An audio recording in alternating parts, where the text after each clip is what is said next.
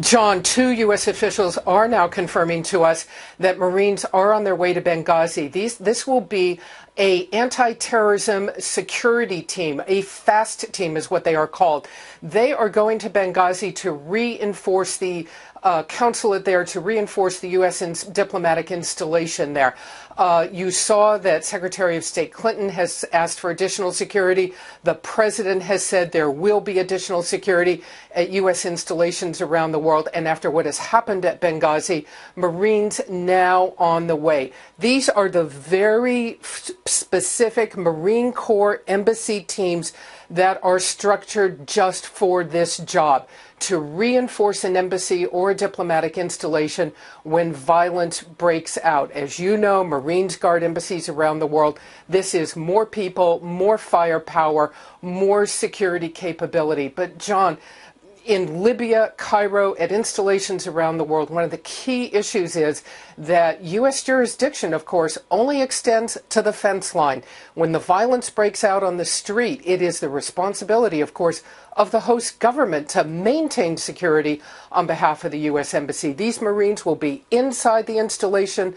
They will guard it. They will provide security for the U.S. Personnel who work there.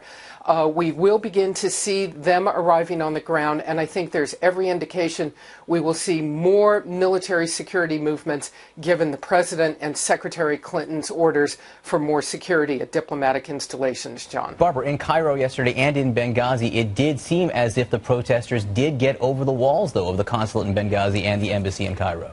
Absolutely, absolutely, and that is why you are seeing this movement of more muscle power. If they, it's a very specific thing.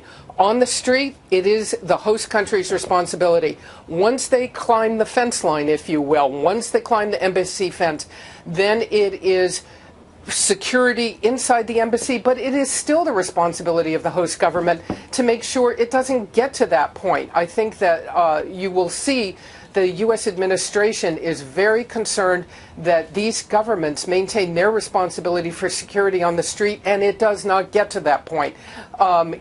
This is why, however, it is. So this is why you are seeing this reinforcement of embassy security being ordered. You are going to see Marines moving in. You are going to see them taking a very assertive posture.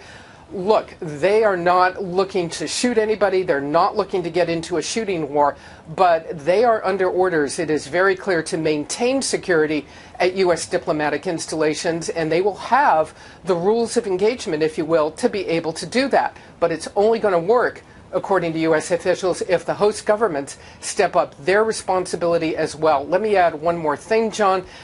We are told that we should expect to see perhaps some U.S. military aircraft moving into Libya to begin to take care of any medical evacuation or removal of remains of U.S. diplomatic personnel, perhaps including the ambassador, John. All right, Barbara Starr.